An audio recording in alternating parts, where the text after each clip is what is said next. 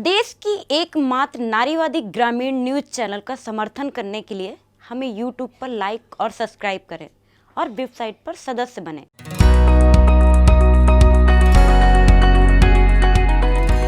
बुंदेलखंड मोटे अनाज के नाम से फेमस था।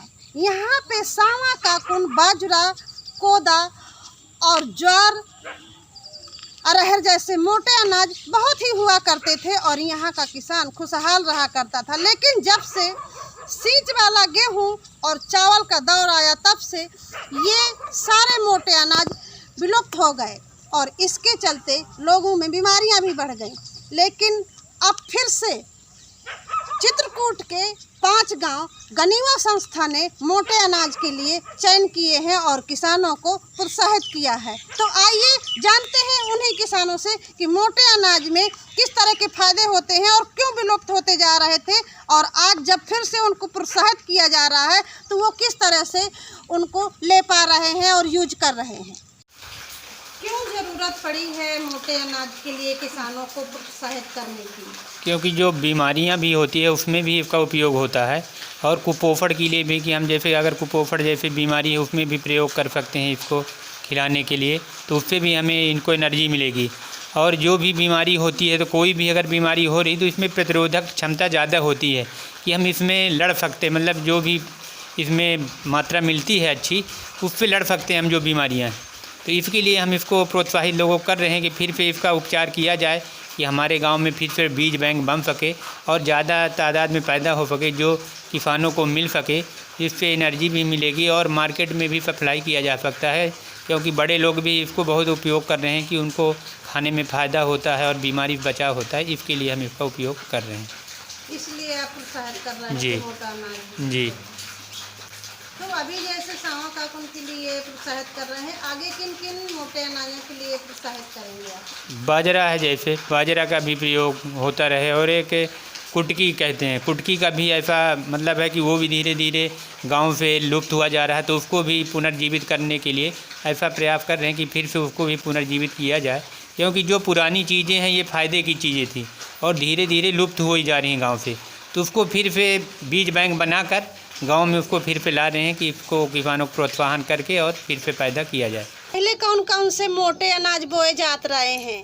पहले बोआ जा रहा है, बेर्रा बोआ जा रहा है, चना बोआ जा रहा है, अरहर बोई जा रही है, मूंग उर्दा बोआ जा रहा है, बरबटा बोआ जा रहा है, इनका का बोआ जा रहा है।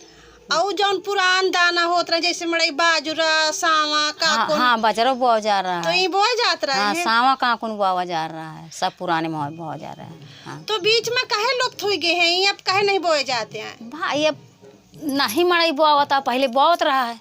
पहले बीज बोए जात रहे हैं, वो कौन तना खाए में पौष्टिक होत रहे हैं, खाम अच्छा रहा है। हाँ? उनसे कौन तना ताकतदार रहा है पहले क्या दाना। हाँ, अब आपका दाना में का अब आपका बदलाव? दाना जो खदही पड़ा थी, खदही में ताकत नहीं आया, खदही के खाए दाना, हाँ ताकत नहीं आया।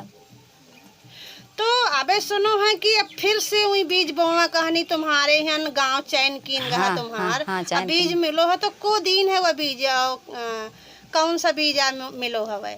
अब वो बीज सावा का मिला है, तो बोए है वो? मूंग उर्दा बोआ, हाँ बोआ है, बोआ है।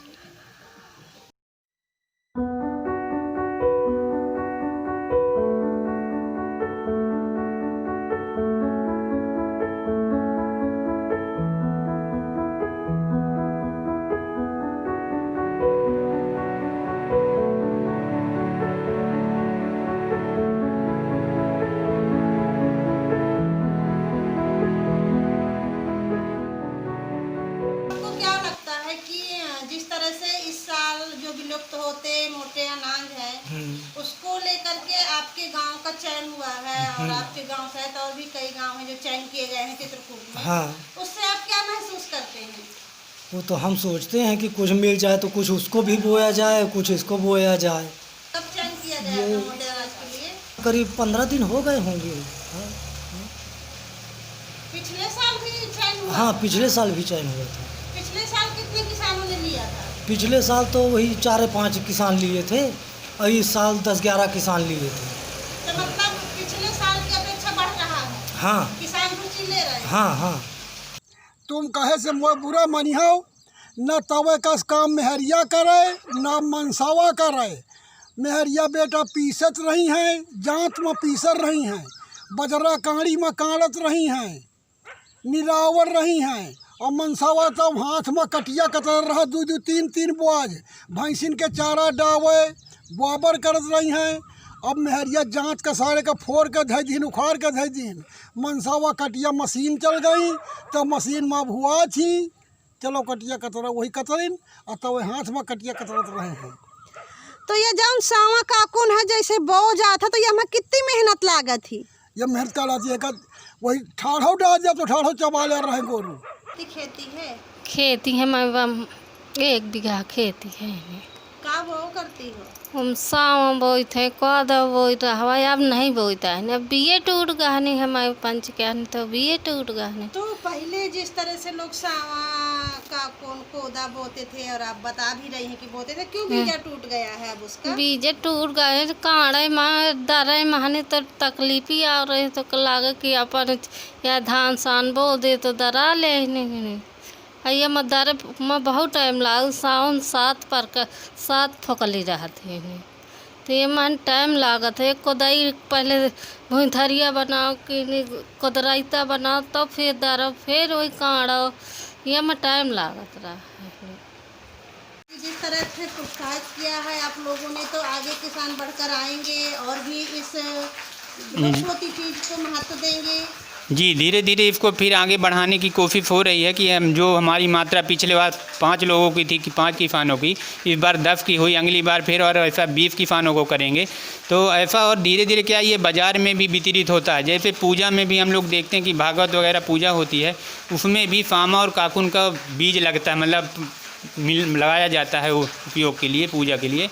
तो इसकी भी उपयोगिता है और बाज़ार में जो भी है तो इसको महंगा पैकेट में पैक होके मिलता है, बिक्री होता है। तो धीरे धीरे ऐसा भी है कि समूह बनाकर और इसको वितरित आगे कर प्रोडक्शन रूप में करके और बाज़ार में वितरित किया जाए, ऐसा भी हम लोग आगे सोच रहे हैं। खबर लहरिया, आपकी खबर